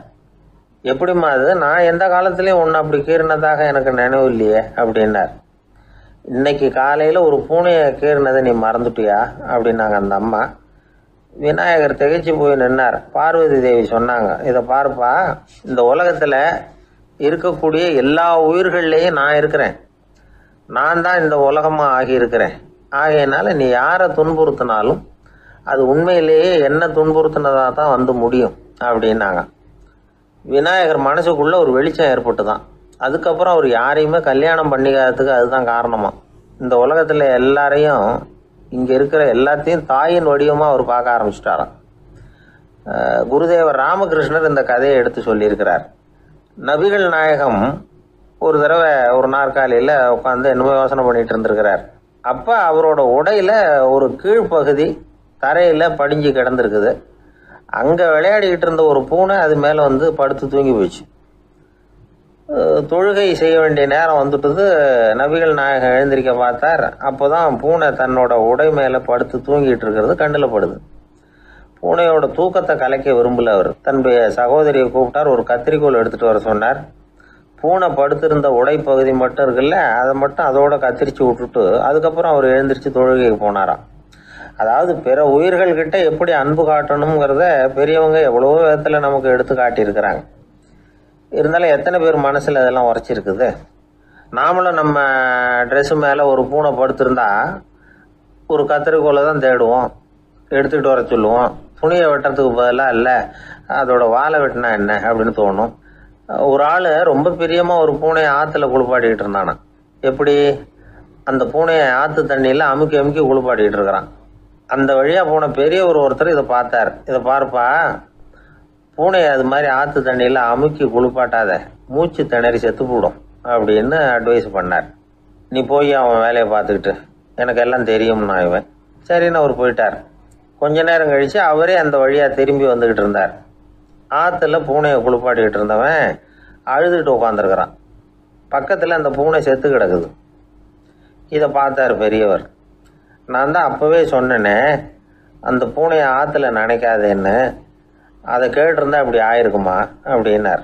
அந்த ஆள் கோபமாக இவரை முறைச்சி பார்த்தான். அட போய்யா, இந்த பூனை ஆற்றுல குளித்ததுனால ஒன்றும் செத்து போகல, குளித்ததுக்கு அப்புறம் அதோட உடம்பு ஈரமாக இருக்குதுன்னு அதை புழிஞ்சேன், அதனால தான் இப்படி ஆயிட்டுது அப்படின்னு நானும். எனக்கு இது மட்டும்தான் சார் தெரியும், இதை தவிர வேறு எதுவும் தெரியாது அப்படின்னு சொல்லிக்கிட்டே காலம் தள்ளுறவங்க ரொம்ப பேர். அவங்களெல்லாம் கஷ்டப்பட வேண்டியிருக்கும். ஒருத்தர் தன்னுடைய தொழிலில் ரொம்ப கெட்டிக்காரராக இருக்கலாம். அதுக்காக எப்பவும் அதே ஞாபகத்தில் இருந்துக்கிட்டு உலகியல் அறிவு இல்லாமல் இருந்துடக்கூடாது, அது ஆபத்து. இதுக்காக நம்ம தாத்தா பாட்டிலாம் ஒரு கதை சொல்லுவாங்களே, கேள்விப்பட்டிருக்கீங்களா? ஒரு சமயம் ஒரு 4 பேர் சேர்ந்து வெளியூருக்கு பிரயாணம் போனாங்களாம். அந்த 4 பேர் எப்படி தெரியுமா? ஒருத்தர் வேதாந்தி, இன்னொருத்தர் சங்கீத வித்வான், 3வது ஆள் வைத்தியர், 4வது ஆள் ஜோசியர். இவங்க 4 பேரும் நண்பர்கள். அதனால் சேர்ந்து புறப்பட்டாங்க. வழியில் ஒரு ஊரில் தங்கினாங்க. இருட்டி போச்சு. அதனால் இன்றைக்கி ராத்திரி இங்கேயே தங்கி இருந்துட்டு நாளைக்கு புறப்படலாம் அப்படின்னு தீர்மானம் பண்ணாங்க. சாப்பாட்டுக்கு என்ன பண்ணுறது? அங்கேயே கடத்தெருவுக்கு போய் சாமான்லாம் வாங்கியாந்து சமைச்சு சாப்பிட்லாம்னு முடிவு பண்ணாங்க. 4 பேர் இருக்கிறதுனால ஆளுக்கு ஒரு காரியமாக செய்யலாம் அப்படின்னு வேலையை பிரிச்சுக்கிட்டாங்க. வைத்தியர் கறிகாய் வாங்க போனார், வேதாந்தி எண்ணெய் வாங்க போனார், ஜோசியர் பலசரக்கு வாங்க போனார், சங்கீத வித்வானுக்கு சமைக்கிற வேலை. எல்லாம் சரி. ஆனால் நடந்தது என்ன தெரியுமா? கடைத்தெருவுக்கு காய்கறி வாங்க போனார்ல வைத்தியர், அங்கே போய் மார்க்கெட்டில் பார்த்தார். ஒவ்வொரு கறிகாயாக எடுத்து பார்த்தார். இது பித்தம், உடம்புக்கு ஒத்துக்காது, இது வாயு, உடம்பு ஒத்துக்காது அப்படின்னு ஒவ்வொன்றா தள்ளினார். கடைசியில் ஒன்றுமே தேரல, வெறுங்கையோடு திரும்பி வந்துக்கிட்டு இருக்கிறார். எண்ணெய் வாங்க போனார் வேதாந்தி, அவர் ஒரு தொன்னையில் எண்ணெயை வாங்கினார். பேசாமல் அதை எடுத்துகிட்டு வர வேண்டியது தானே, முடியல. அவருடைய வேதாந்த மூளை சிந்திக்க ஆரம்பிச்சுட்டுது. இந்த தொன்னைக்கு எண்ணெய் ஆதாரமா அல்லது எண்ணெய்க்கு தொன்னை ஆதாரமா அப்படிங்கிற ஆராய்ச்சியில் இறங்கினார். என்னாச்சு தெரியுமா? அப்படி கவுத்து பார்த்தார். வாங்கின எண்ணெய் பூராவையும் வழியில் கொட்டிவிட்டு வெறும் தொன்னையோடு சேர்ந்தார். பலசரக்கு வாங்க போனார் ஜோசியர், அவர் ஒரு வழியில் பார்த்தாரு. வழியில் வந்தவங்களெல்லாம் அங்கங்கே ஒரு மரத்தடியில் உட்கார வச்சு அவங்களுக்கெல்லாம் ஆர்வம் சொல்ல ஆரம்பிச்சிட்டார். அப்படி ஒவ்வொருத்தராக சொல்லி முடிச்சுட்டு கடத்தருக்கு போய் சேர்ந்தார். இவர் அங்கே போய் சேர்றதுக்குள்ளே ரொம்ப நேரம் ஆகிட்டுது. கடையெல்லாம் பூட்டி விட்டு போயிட்டாங்க. என்ன செய்கிறது? அவரும் வெறுங்கையோடு திரும்பி சேர்ந்தார். சரி, இவங்க கதை தான் இப்படி ஆச்சு. அங்கே சமைக்கிறதுக்காக உட்காந்துருந்தார் சங்கீத வித்வான், அவர் கதை என்னாச்சு தெரியுமா? அங்கே அவர் அடுப்பை பற்ற வச்சு ஒலையை கொதிக்க வச்சார். அதாவது ஒரு பானையில் தண்ணியை ஊற்றி அடுப்பில் வச்சார். அது கொதிக்க ஆரம்பிச்சிது. தண்ணி கொதிக்கிற சத்தம் இருக்குதுல்ல, அது இவருக்கு தாளம் போடுறது மாதிரி இருந்தது. ஒரே குஷி, பாட ஆரம்பிச்சிட்டார். பாடிக்கிட்டே உற்சாகமாக கையில் இருந்த கரண்டியால் அந்த பானையில் தட்டினார், தாளம் போடுறதா நினச்சிக்கிட்டு. அவ்வளவுதான், பானை பட்டுன்னு உடஞ்சி போச்சு. தலையில் கையை வச்சுக்கிட்டு அவரும் உட்காந்துட்டார். எந்த தொழில் தெரிஞ்சாலும் சரி, அதை புத்திசாலித்தனமாக பயன்படுத்த தெரியலன்னா ஆபத்து தான். அதுக்காக தான் இந்த கதை. ஒரு பஸ்ஸு டிரைவர் ரொம்ப கெட்டிக்காரரு. பஸ்ஸை ரொம்ப திறமையாக ஆபத்து இல்லாமல் ஓட்டினதுக்காக பரிசுலாம் வாங்கினவர். அவரே ஒரு படகு ஓட்டுறதுக்காக அழைச்சிட்டு போயிருக்கிறாங்க, மோட்டார் படகு. அதையும் ரொம்ப திறமையாக தான் ஓட்டிகிட்டு போயிருக்கிறாரு. நடுக்கடலில் போனதும் படகு நின்று போச்சு. மோட்டாரில் ஏதோ கோளாறு. என்ன செய்யலாம் அப்படின்னு அந்த டிரைவரை கேட்டிருக்கிறாங்க படகுல இருந்தவங்கெல்லாம். அப்போ அவர் சொன்னாராம், கவலைப்படாதீங்க, ஒன்றும் பிரச்சனை இல்லை, எல்லாரும் கொஞ்சம் கீழே இறங்கி பின்னாடி தள்ளுங்க, மோட்டார் ஸ்டார்ட் ஆகிடும் அப்படின்னாராம். லோகமானிய பாலகங்காதர திலகர் இருந்தார்ல, அவருக்கு 15 வயசுலேயே கல்யாணம் நடந்துதான். மனைவி பேர் தபிபாய். ரொம்ப பெரிய குடும்பத்து பொண்ணு, நல்ல குணம். அவங்க குடும்பம் நடத்திக்கிட்டு இருக்கிறாங்க. அந்த காலத்தில் திருடர்கள் பயம் அதிகம். இந்த காலத்தில் மட்டும் என்னன்னு கேட்குறீங்களா? நீங்கள் கேட்குறது நியாயம்தான். இருந்தாலும் இந்த காலத்து திருடனுக்கும் அந்த காலத்து திருடனுக்கும் ஒரு முக்கியமான வித்தியாசம் உண்டு. அதாவது அந்த காலத்து திருடன்லாம் நியாயம் அநியாயம் பார்க்குறது உண்டு, இந்த காலத்தில் அப்படி பார்க்குறது இல்லை. அந்த காலத்தில் திருட வர்றவங்கள்ட்ட கூட ஒரு தார்மீக உணர்வு உண்டாம். அதாவது அப்போ உள்ள கொள்ளைக்காரங்க எதை களவாடினாலும் சரி, அரிசியை மட்டும் களவாடுறது இல்லையா, அப்படி ஒரு கொள்கை.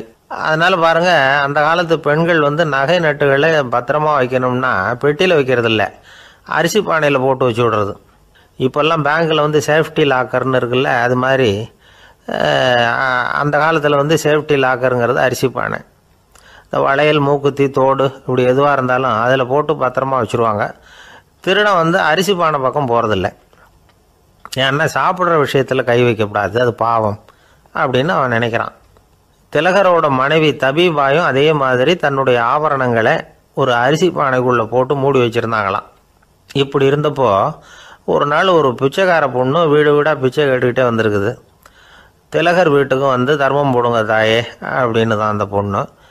அந்த அம்மா தபீபாய் காதில் இது விழுந்திருக்கு. உடனே கை நிறைய அரிசி அள்ளிக்கிட்டு போட்டிருக்கு. பாத்திரத்தில் அரிசியை போட்டதுக்கு அப்புறம் தான் தெரியுது, பளிச்சுன்னு கண்ணில் படுது. அதாவது அந்த அம்மாவோட வைர மூக்குத்தி ஒன்று அரிசியோடு சேர்ந்து அந்த பிச்சைக்கார பொண்ணு பாத்திரத்தில் போய் விழுந்துட்டுது. இந்த அம்மாவுக்கு மனசுக்குள்ளே குழப்பம், என்ன இப்படி ஆகிட்டுதே, மூக்குத்தி போயிட்டுதே, பிச்சை பாத்திரத்துலேருந்து அதை எப்படி எடுக்கிறது அப்படின்னு தயக்கம். வாயை திறந்து அதை கேட்கறதுக்கும் கூச்சம். திண்ணையில் உட்காந்துருந்த திலகர் இவ்வளவையும் பார்த்துக்கிட்டு இருக்கிறார். மனைவியின் மனசுக்குள்ளே நடக்கிற மௌன போராட்டத்தை அவர் நல்லா புரிஞ்சுக்கிட்டாராம். மனைவியை பார்த்து சொன்னாராம், தபீபாய், இது தெய்வ சம்மதம், அவளுக்கு சேர வேண்டிய மூக்குத்தி அவகிட்ட போயிட்டுது, பிச்சை பாத்திரத்தில் விழுந்த மூக்குத்தியை எடுக்க வேணாம் அப்படின்னாராம். சரின்னு சொல்லிவிட்டு மேற்கொண்டு எதுவும் சொல்லாமல் அந்த அம்மா வீட்டுக்குள்ளே போயிட்டாங்களாம். இந்த காலத்துலலாம் அது மாதிரி நடக்குமா? வெறும் அரிசியை போட்டுவிட்டு விவகாரம் பண்ணிகிட்டு இருக்க மாட்டோமா? ஒரு பெரிய மனுஷன் வீட்டுக்கு ஒரு பிச்சைக்காரன் வந்தான். ஐயா, நாங்கள் பிச்சைக்காரங்கள்லாம் சேர்ந்து ஒரு சங்கம் வச்சுருக்குறோம், அதுக்கு நிதி சேர்க்குறோம், அதுக்கு ஒரு 100 ரூபா கொடுத்தீங்கன்னா எங்களுக்கு பெரிய உதவியாக இருக்கும் அப்படின்னானா. அதெல்லாம் ஒன்றும் கொடுக்க முடியாது போ அப்படின்னாரான் அவர். அப்படின்னா ஒரு 50 ரூபாயாவது கொடுங்களேன் அப்படின்ட்டுருக்கான். அதுவும் முடியாதுன்னு சொல்லிவிட்டார். 25 ரூபா அப்படின்ட்டுருக்கான். எதுவும் முடியாது அப்படின்னாரான். சரிங்க, இவ்வளவு பெரிய வீட்டுக்கு வெறுங்கையோடு திரும்புறது நல்லா இருக்காது, அதனால் சும்மா ஒரு 1 ரூபா மட்டுமாவது கொடுங்க அப்படின்ட்டுருக்கான் அவன். ஒரு பைசா கூட என்கிட்ட கிடையாது அப்படின்னு விட்டாரான் இவர். அப்படின்னா நீங்கள் ஒரு காரியம் பண்ணுங்களேன் அப்படின்னானா அவன். என்ன செய்யணும் அப்படின்ட்டுருக்கார். எங்கள் சங்கத்தில் நீங்களும் ஒரு மெம்பராக சேர்ந்துருங்க அப்படின்னானா. அறிவில் சிறந்தவர்கள் ஆண்களா பெண்களா? என்னுடைய நண்பர் ஒருத்தரை பார்த்து நான் கேட்ட கேள்வி இது. அவர் மெதுவாக தன்னுடைய தலையை சொரிஞ்சுக்கிட்டே சொன்ன பதில், அதில் என்ன சார் சந்தேகம், அவங்க தான் அப்படின்னார். அனுபவ அடிப்படையில் அவர் இப்படி சொல்கிறார். அறிவியல் அடிப்படையில் பார்க்குறவங்களும் இப்படி தான் சொல்கிறாங்க. இயற்கையின் நோக்கம் இனப்பெருக்கம், இதில் பெண்களின் பங்கு அதிகம். அதனால் இயற்கையே பெண்களுக்கு பல சலுகைகளை கொடுத்துருக்குது, சக்தியை கொடுத்துருக்குது.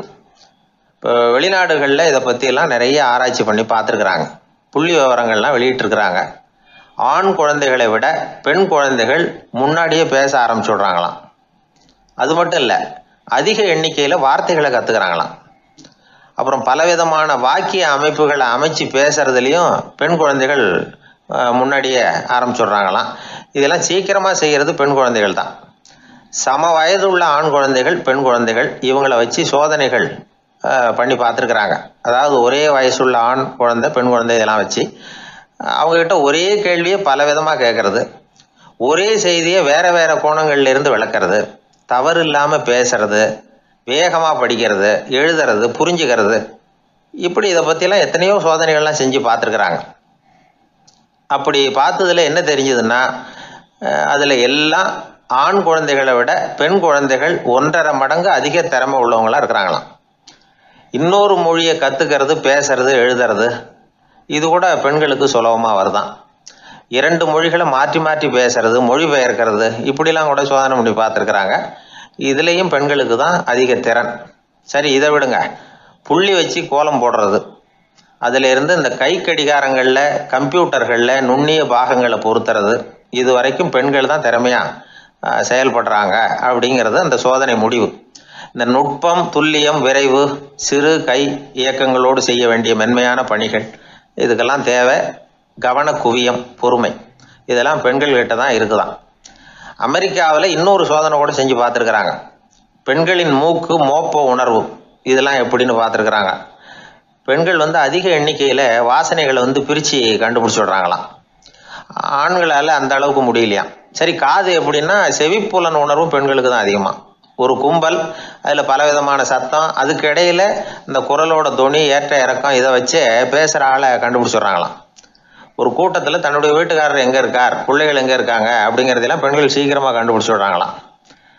இன்னொரு விஷயம், ஒரு பொருளை பார்த்த உடனே அது என்னென்னு அடையாளம் கண்டுக்கிறது, அதை மனசில் பதிய வச்சுக்கிறது, அப்புறமா இன்னொரு சந்தர்ப்பத்தில் அது எங்கே இருந்தது அப்படின்னு சரியாக ஞாபகப்படுத்திக்கிறது, இது மாதிரி சோதனைகள்லாம் கூட பெண்கள் தான் முன்னணியில் இருக்கிறாங்க. ஒரு சராசரி சூழ்நிலையில் ஆண்களை விட அதிகமான எண்ணிக்கையில் புன்னகை புரிகிறது, சிரிக்கிறது பெண்கள் தானா. அதிகமாக தோழமை உணர்வோடு பேசுறது அவங்க தானா. 2 பெண்கள் பேசிகிட்டு இருக்கிறதையும் பாருங்கள், அதே மாதிரி 2 ஆண்கள் பேசிகிட்டு இருக்கிறதையும் பாருங்கள். ஆண்கள் ஒரு அடி தள்ளியே நின்று பேசிகிட்டு இருப்பாங்க. மருத்துவர்களை எடுத்துக்கொள்ளுங்கள், அதாவது சிரிச்ச முகத்தோட நோயாளிகள்கிட்ட பரிவோடு பேசுறதுல பெண் டாக்டர்கள் தான் அதிகம். இதுவரை சொல்லப்பட்டது எல்லாமே அறிவியல் பூர்வமான செய்திகள்.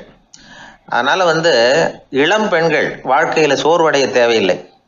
இயற்கையே நமக்கு சாதகமா இருக்கு, எல்லாம் முடியும் நம்மால அப்படிங்கிறத அவங்க புரிஞ்சுக்கணும்.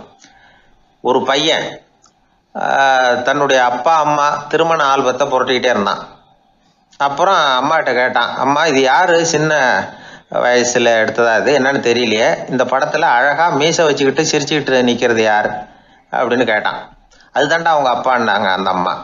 அப்படின்னா இப்ப நம்ம வீட்டுல நரைச்ச தலையோட அழுது வடிஞ்சிட்டு இருக்காரு ஒருத்தர், அவர் யாருன்னு கேட்டானா. இது பையனுடைய புத்திசாலித்தனம். பெண் பிள்ளைகள் அப்படி கேட்கறது இல்லை.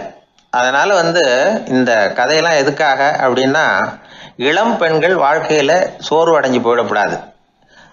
அதனால பெண்கள் எல்லாம் முடியும் நம்மாலும் அப்படிங்கிறத நினைச்சு செயல்பட்டாங்கன்னா வாழ்க்கையில வெற்றி நிச்சயம். பந்திக்கு முந்தர ஆசாமிகள் நம்மள பல பேர் உண்டு. அப்படி முந்தறதுக்கு கூட முயற்சி பண்றவங்க நிறைய பேர் இருக்கிறாங்க. இதுல என்ன ஒரு விஷயம்னா, பந்திக்கு முந்தறது கூட தப்பு இல்லை. ஆனா அப்படி ஒரு விருந்துல ஆளா போய் உட்காந்து சாப்பிட்டா கூட வெளியில வர்றப்ப என்ன பெரிய விருந்து வச்சுட்டான், சாம்பார்ல உப்பு இல்லை, ரசத்துல காரம் இல்லை அப்படின்னு குறை சொல்லிட்டே வர்றது இருக்கு பாருங்க, அது சரியில்லை, நாகரிகமும் இல்லை. கல்யாண பத்திரிகையில என்ன போட்டிருக்குது, என் பொண்ணுக்கும் இன்னார் பையனுக்கும் கல்யாணம், எல்லாரும் குடும்பத்தோட வந்திருந்து மணமக்கள் ஆசீர்வதிக்கணும், இப்படித்தானே போட்டிருக்கோம். குடும்பத்தோட விருந்து சாப்பிட்டு சாப்பாடு எப்படி இருக்குன்னு அபிப்பிராயம் சொல்லிவிட்டு போங்க அப்படின்னா போட்டிருக்கு கல்யாண பத்திரிகையில. ஒருத்தர் வீட்டு விசேஷத்துக்கு போயிருக்கோம்னா எவ்வளவோ அசௌகரியங்கள் நமக்கு ஏற்படலாம். ஏராளமான கூட்டம் வந்திருக்கும். எல்லாரையும் அவங்க தனித்தனியா கவனிச்சுக்கிட்டு இருக்க முடியாது. நாம தான் அனுசரிச்சு நடந்துக்கணும். நாமளா போய் வாழ்த்த வேண்டியவங்களை வாழ்த்தி விட்டு சேரணும். அதை விட்டுட்டு பத்திரிக்கை கொடுத்தானேன்னு போனேன், கவனிப்பே சரியில்லை அப்படின்னு புலம்பிக்கிட்டு இருக்கக்கூடாது. ஒரு விருந்துக்கு போனா அங்க எப்படி நடந்துக்கணும் அப்படிங்கறத பத்தி கூட அனுபவசாலிகள் சில விவரங்கள்லாம் சொல்லியிருக்கிறாங்க. இந்த காலத்துல கல்யாணம், பிறந்த நாள், அது இதுன்னு நிறைய விருந்துகள் நடக்குது. அதெல்லாம் எதுக்காக? மனித உறவுகளை வளர்த்துக்கிறதுக்காக தான், வேற எதுக்கு? ஒரு விருந்துக்கு போனா அமைதியா பொறுமையா போய் உட்காரணும். அடிச்சு பிடிச்சிக்கிட்டு இடத்த பிடிக்க போறேன் அப்படின்னு நிற்கக்கூடாது. முதல் பந்தி நடந்துகிட்டு இருந்தா அது முடிஞ்சு இலை எடுத்து சுத்தம் பண்ணதுக்கு அப்புறம் போய் உட்கார்றது தான் நாகரீகம். இலை எடுக்கிறதுக்கு முன்னாடியே அங்க போய் உட்காந்தா நல்லா இருக்காது. நீங்க சாப்பிட்டுட்டு உட்காந்துருக்கீங்களா, சாப்பிட்றதுக்கு உட்காந்துருக்கீங்களா, பாக்குறவங்களுக்கு சந்தேகம் வந்துடும். அதே மாதிரி இலையில எல்லா ஐட்டமும் பரிமாறினதுக்கு அப்புறம் சாப்பிட ஆரம்பிக்கணும். ஒவ்வொரு ஐட்டமா வைக்க வைக்க நாம பாட்டுக்கு எடுத்து உள்ள தள்ளிட்டே இருந்தோம்னா எதை வச்சோம் எதை வைக்கலன்னு பரிமாறினவரே குழம்பி போயிடுவார்.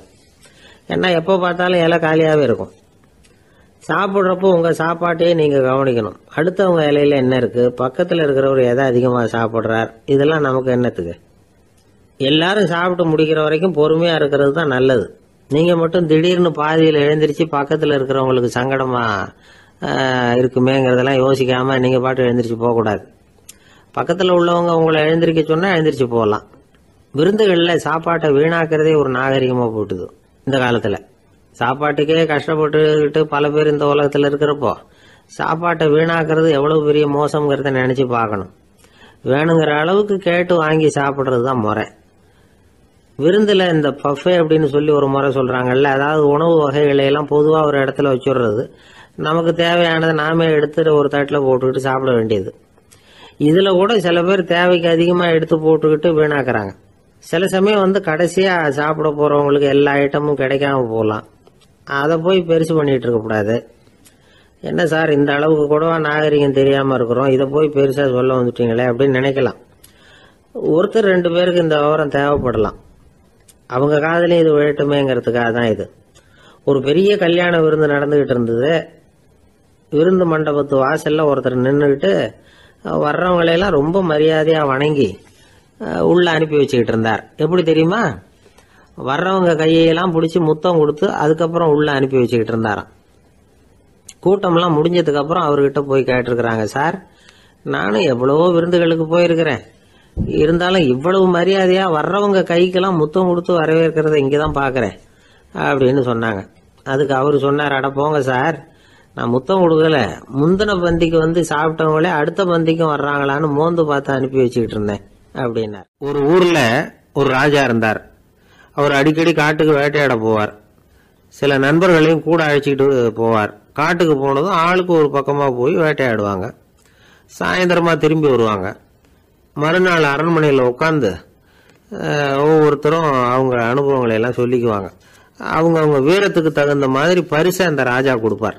இது மாதிரி ஒரு தடவை எல்லாரும் வேட்டைக்கு போயிட்டு திரும்பி வந்ததும் உட்காந்து பேச ஆரம்பிச்சிருக்கிறாங்க. ஒருத்தன் சொன்னா தன்னுடைய வீர செயலை பத்தி அளக்க ஆரம்பிச்சுட்டான். ஏன்னா அதுக்கு பரிசு கிடைக்க போகுதுல்ல, அதனால.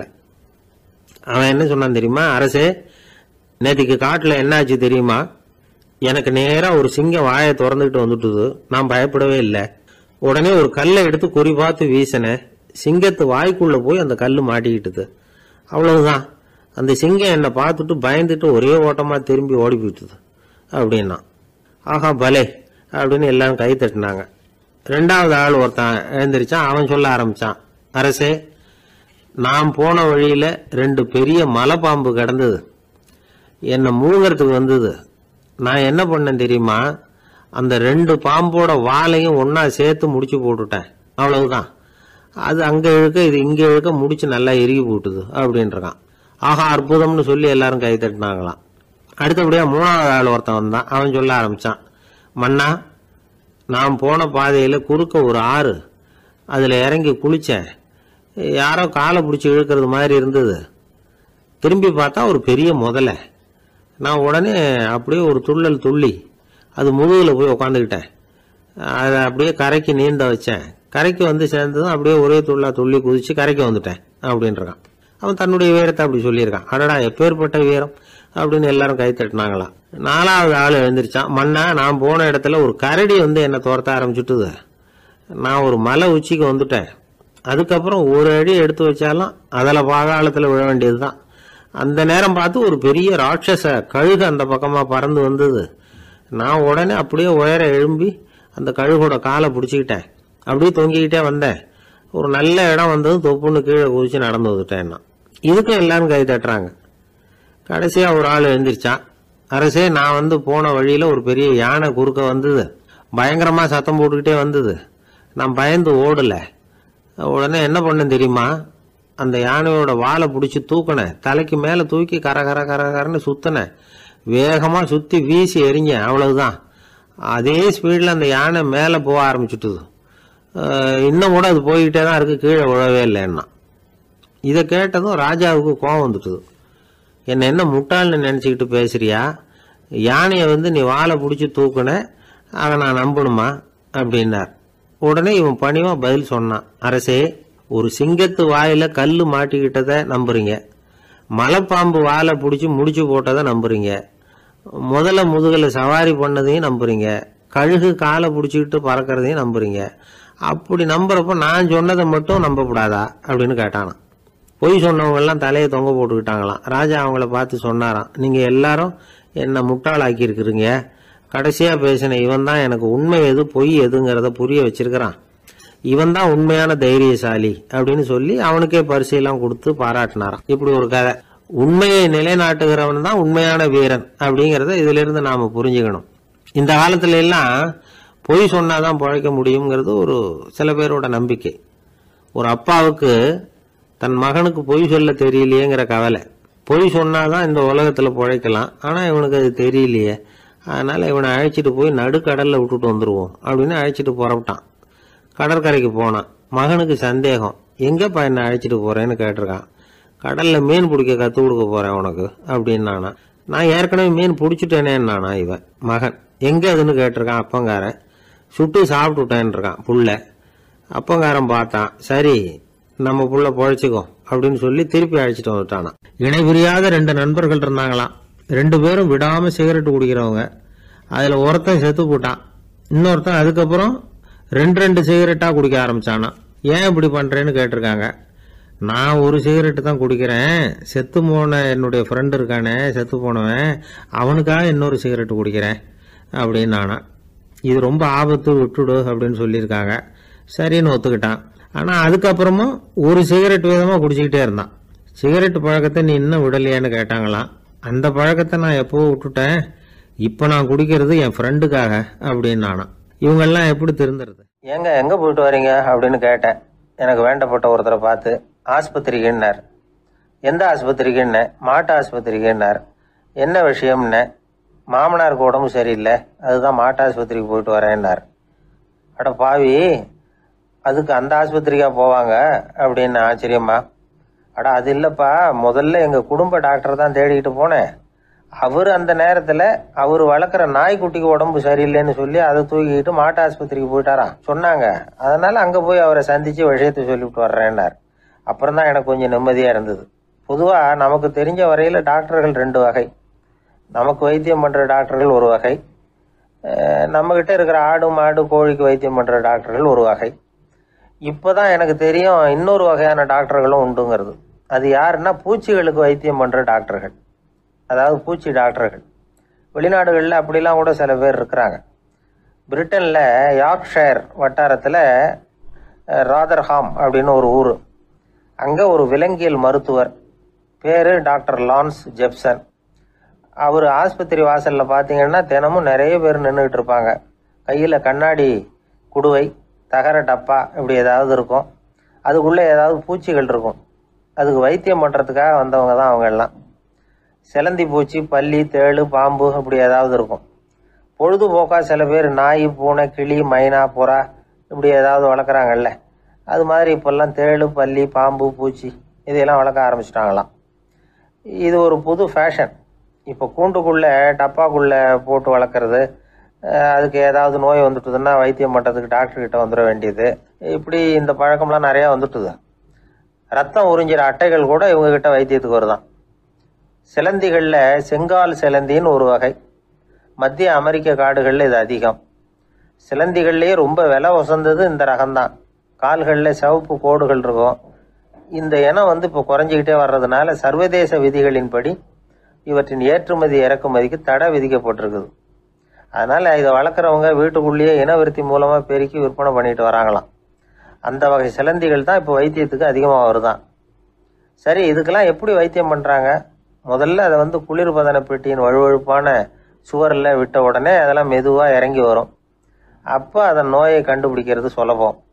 அப்புறம் அதுக்கு கிருமிகளை கொல்லக்கூடிய மருந்துகளையோ வலி நிவாரண மருந்துகளையோ கொடுப்பாங்க. கால் உடைஞ்ச சிலந்திகளுக்கு பசையை கொண்டு ஆப்ரேஷன் பண்ணுவாங்க. சில சிலந்திகளுக்கு உடைஞ்ச காலை எடுத்துட்டா புதிய கால் வளர்ந்துடும். சிலந்திகளை மனிதர்கள் கையில் எடுக்கிறப்போ அது பயந்து போய் கீழே குதிக்குது. அதனால் கால் உடஞ்சி விடுது, இல்லைன்னா வயிறு சேதமடையுது. அந்த நிலைமையில் வர்ற சிலந்திகளுக்கு மயக்க மருந்து கொடுத்து ஆப்ரேஷன்லாம் கூட பண்ணுறாங்களாம். பார்த்தீங்களா பூச்சிகளுக்கு வந்த வாழ்வே. நம்ம ஊர்லேயும் வீடுகளில் பூச்சிகள் வளர்க்குறது உண்டு. ஒருத்தர் வந்தார், எனக்கு 3000 கரப்பாம்பூச்சி அவசரமாக தேவைப்படுது, எங்கே கிடைக்கும்னு கேட்டார். கரப்பாம்பூச்சியா, அது என்னத்துக்குன்னு கேட்டோம். அது வேற ஒன்றும் இல்லை, நான் குடியிருக்கிற வாடகை வீட்டை காலி பண்ண போகிறேன். வீட்டு சொந்தக்காரர் என்ன சொல்கிறாருன்னா, இந்த வீட்டுக்கு நான் குடி வந்தப்போ எப்படி இருந்ததோ அதே நிலைமையில் விட்டுட்டு போகணும்னு வீட்டுக்காரர் சொல்லியிருக்கிறார், அதனால தான் கேட்டேன் அப்படின்னார். பண்றதுன்னு எனக்கு புரியல அப்படின்னு கவலைப்பட்டார் ஒரு அப்பா. என்ன பண்றது, அப்பாவோட குணம் கொஞ்சமாவது பிள்ளைக்கும் இருக்கதானே செய்யும்னா. அட போங்க சார், அவனை அடக்கிறதுக்கு ஏதாவது வழி சொல்லுவீங்கன்னு பார்த்தா நீங்க என்னோட சரித்திரத்தை புரட்ட ஆரம்பிச்சுட்டீங்களே. அப்புறம் கேட்டேன் அவரை, சரி பையன் அடம் பண்ணா அவனை நீங்க எப்படி அடக்குறீங்க அதை சொல்லுங்க முதல்ல, அதுக்கப்புறம் என் யோசனையை சொல்றேன் அப்படின்னு. அவரு சொன்னார், வேற என்ன பண்ணுவேன், மிரட்டுவேன், அடிப்பேன், அவ்வளவுதான் எனக்கு தெரியும்னார். அடிச்சா அடங்கிடுவானா பையன் அப்படின்னு கேட்டேன். அது எப்படிங்க அடங்குவான், இன்னமும் தீவிரமா அடம் பண்ண ஆரம்பிச்சிருவான், கத்தி ரகலை பண்ணிவிடுவான் அப்படின்னார். குழந்தை அடம் பண்றானேங்கிற கவலை பல குடும்பங்கள்ல உள்ள ஒரு பிரச்சனை தான். இதுக்கு இப்ப மருத்துவர்கள் ஒரு சுலபமான வழியை சொல்றாங்க. அது என்னன்னா, ஒரு குழந்தை அடம் பண்ணிச்சுன்னா அதை அடிக்கப்படாதான், அதுக்கு பதிலா வேற ஒரு காரியம் பண்ணலாமா. அது என்னன்னா, குடும்பத்துல இருக்கிற எல்லாரும் ஒண்ணு சேர்ந்து அந்த குழந்தைகிட்ட கொஞ்ச நேரம் பேசாம இருந்தோம்னுமா, பேச்சை நிறுத்திக்கணும். குழந்தையால பேசாம இருக்க முடியாது, அது யோசனை பண்ணும், தன்னுடைய தவறை உணர்ந்து அது வருந்த ஆரம்பிக்கும். இப்படி தொடர்ந்து செஞ்சுக்கிட்டு வந்தா குழந்தை கொஞ்ச நாள்ல அடம் பண்றதை நிறுத்தி விடுமா. இது டாக்டர்கள் இப்ப சொல்லி கொடுக்கற ஒரு யோசனை. அதே மாதிரி சில குழந்தைகள் சரியான காரணம் இல்லாம அடம் பண்ணணுங்கிறதுக்காகவே கத்துது பாருங்க, அதை நிறுத்துறதுக்கு கூட ஒரு வழி இருக்குது. அது என்ன வழின்னா, அது அழற சமயத்துல அந்த சத்தத்தை ஒரு டேப் ரெக்கார்டர் மூலமா பதிவு பண்ணி வச்சுக்கணும். குழந்தை கத்த ஆரம்பிக்குதுன்னு வைங்க, உடனே ஏற்கனவே பதிவு பண்ணி வச்சிருக்கிற அழுகை சத்தத்தை போட்டு அந்த குழந்தை காதுல விழறது மாதிரி பண்ணணும். தன்னுடைய அழுகை சத்தத்தை கேட்க ஆரம்பிச்ச உடனே அந்த குழந்தை தான் அழறதை நிறுத்திக்குமா. சில குழந்தைகள் சாப்பிட மாட்டேன்னு அடம் பண்ணும். வளர்ந்த குழந்தைய வற்புறுத்தி சாப்பிட சொல்லக்கூடாது. சில பேர் என்ன பண்ணுவாங்கன்னா, கட்டாயப்படுத்தி சாப்பாட்டை திணிப்பாங்க. அதெல்லாம் ரொம்ப தப்பு. குழந்தைக்கு விவரம் தெரிஞ்சதுக்கு அப்புறம் சாப்பாட்டு விஷயத்துல நீங்க தலையிட வேண்டிய அவசியமே இல்லை. பசிச்சா சாப்பிடணுங்கிறது அதுக்கு புரியும். அது தானாவே சுதந்திரமா எடுத்து போட்டு சாப்பிடுறதுக்கு அனுமதிக்கணும். நீங்க போய் அதுகிட்ட நின்றுட்டு சாப்பிடு சாப்பிடு அப்படின்னு வற்புறுத்திக்கிட்டு இருக்க கூடாது. நீங்க அதை வற்புறுத்தாம இருந்தா அது உங்களை வித்தியாசமா பார்க்க ஆரம்பிக்கும். உண்மையிலேயே பசி இருந்ததுன்னா தனக்கு எவ்வளவு தேவையோ அவ்வளவு எடுத்து போட்டுக்கிட்டு அந்த குழந்தை சாப்பிட்டுக்கும், எந்த பிரச்சனையும் இருக்காது. ஆக இது மாதிரியான சில நுட்பங்களை நாம மனசுல வச்சுக்கணும். அப்படி வச்சுக்கிட்டோம்னா வீட்டுல குழந்தைகளால எந்த பிரச்சனையும் இருக்காது. இந்த காலத்து பையன் ஒருத்தன், அவன் ரொம்ப கவலையோட வந்தான். என்னப்பா விஷயம்னு விசாரிச்சேன். எங்க அப்பா என்கிட்ட 1 மாசம் உன் கூட பேச மாட்டேன் போ அப்படின்னு சபதம் போட்டுட்டாருன்னா, அதுக்காகவா இப்படி கவலைப்படுறேன்னு கேட்டேன். இல்லைங்க, அந்த 1 மாச கெடு இன்னையோட முடியுது, அதுக்காக கவலைப்படுறேன் அப்படின்னா. ஒரு சீடன் வெளியூர் புறப்படுறதுக்கு தயாரா இருந்தான். ரொம்ப தூரம் போக போறான், திரும்பி வர நாளாகும். புறப்படுறதுக்கான ஆயத்த வேலைகள்ல ஈடுபட்டு இருந்தான். அந்த சமயம் பார்த்து இன்னொரு சீடன் அவங்கிட்ட வந்தான். நம்ம குரு உன்னை அழைச்சிட்டு வர சொன்னார் வா அப்படின்னு கூப்பிட்டான். இவன் உடனே புறப்பட்டு போனான். குருநாதரை பார்த்தான். அவர் காலில் விழுந்து வணங்கினான். வணங்கிவிட்டு எழுந்திரிச்சான். அவ்வளவுதான். குரு ஏதாவது உபதேசம் பண்ணுவாருன்னு எதிர்பார்த்தான். ஆனா நடந்தது என்ன தெரியுமா? குரு அவனுக்கு ஓங்கி ஒரு அடி கொடுத்தார். எதிர்பாராம இந்த அடியை வாங்கினதும் அந்த சீடன் அதிர்ந்து போயிட்டான். பக்கத்துல இருந்த மற்ற சீடர்களும் திகைச்சு போய் நின்னுட்டாங்க. அடி வாங்கின சீடனுக்கு மனசுக்குள்ள குழப்பம். நாம என்ன தப்பு பண்ணணும், புறப்படுற நேரத்துல இப்படி குரு கிட்ட அடி வாங்குற மாதிரி ஆயிட்டுதே அப்படின்னு நினைச்சு மனசுக்குள்ள ரொம்ப வேதனைப்பட்டான். கொஞ்சம் துணிச்சலை வரவழைச்சுக்கிட்டு குருநாதர்கிட்டயே கேட்டுட்டான். சுவாமி, நான் என்ன தப்பு பண்ணினேன்? என்ன இப்படி அடிச்சுட்டீங்களே, ஒரு வார்த்தை கூட உங்களை எதிர்த்து நான் பேசினது இல்லையே, இவ்வளவு காலமா உங்க விருப்பத்துக்கு விரோதமா ஒரு காரியம் கூட நான் செஞ்சது இல்லையே, வந்ததும் வராததுமா ஒண்ணுமே சொல்லாம என்ன அடிச்சுட்டீங்களே, குருவே நான் செஞ்ச குற்றம் தான் என்ன அப்படின்னு கண்ணீரோட பரிதாபமா கேட்டானா அந்த சீடன். ஆனா அந்த குரு முகத்துல கொஞ்சம் கூட கோபம் இல்லை. அவர் சிரிச்சுக்கிட்டே நின்னுகிட்டு இருந்தாராம். அதுக்கப்புறம் சொன்னாராம், என்னுடைய அருமை சீடனே, நீ ஒரு தவறும் பண்ணல. நான் உன்னை அடிச்சது நீ ஏதோ தப்பு பண்ணிவிட்டேங்கிறதுக்காக இல்ல, நீண்ட பயணம் போக போறேன், ஞாபகமா ஏதாவது கொடுத்து அனுப்ப வேணாமா? நீ ஞானம் பெற்ற பிறகுதான் திரும்பி வரப்போறேங்கிறது எனக்கு தெரியும். அதுக்கு பிறகு உன்னை அடிக்க முடியுமா? அதனால இப்ப கிடைச்சிருக்கிற இந்த வாய்ப்பை பயன்படுத்திக்கிட்டேன். அப்போதைக்கு இப்பவே அடிச்சுட்டேன், அவ்வளவுதான், வேற ஒண்ணும் இல்லை அப்படின்னாராம். குரு சிரிச்சுக்கிட்டே இப்படி சொல்றார். இருந்தாலும் இதுவும் ஒரு உபதேசம் தான். அதிர்ச்சிகளால விழிப்படைய வைக்கிறதும் ஒரு வழிதான். இது ஜென் வழி. பெரும்பாலும் அதிர்ச்சியின் மூலமாகவே ஞான தரிசனத்தை அருள்கிறவர்கள் தான் ஜென் குருமார்கள். நம்ம தியானம் தான் ஜென். இந்தியாவிலிருந்து சீனாவுக்கு போய் கொஞ்சம் பேர் மாறி வளம் பெற்று ஜப்பான்ல ஜென் ஆகி வளர்ந்துருக்குது, அவ்வளவுதான். ஜென்கிறது தியானம். எதை நினைச்சும் தியானிக்கிறது இல்ல, எல்லாத்திலையும் தியானம் இருக்கிறதா சொல்லுது ஜென். பேசுறது, இருக்கிறது, நடக்கிறது, சாப்பிடுறது, சிரிக்கிறது, தூங்குறது, தொழில் செய்யறது அல்லது சும்மா இருக்கிறது எல்லாமே தியானம் தான். ஜென்கிறது ஒரு சுய தரிசனம், தன்னைத்தானே அடையாளம் கண்டுகொள்கிறது தான். அது இல்லாத எதையும் தேடி கண்டுபிடிக்கிறது இல்ல. சென் மார்க்கத்தை பத்தி ஓஷோ என்ன சொல்றாரு தெரியுமா? காணாமல் போன தன்னுடைய மூக்கு கண்ணாடி தன்னுடைய மூக்கின் மேல் இருப்பதை கண்டுகொள்வது போன்றது சென் அப்படிங்கிறார். நம்மால் ஒருத்தர் இன்னொருத்தர் முகத்தை ரொம்ப நேரமா உத்து பார்த்துக்கிட்டு இருந்தார். என்ன பாக்குறீங்கன்னாரு அவரு. நீங்க போட்டிருக்கீங்களே மூக்கு கண்ணாடி, அதை தான் பாக்குறேன்னாரு இவரை. நீங்க அப்படி பாக்குறதுக்கு விசேஷ காரணம்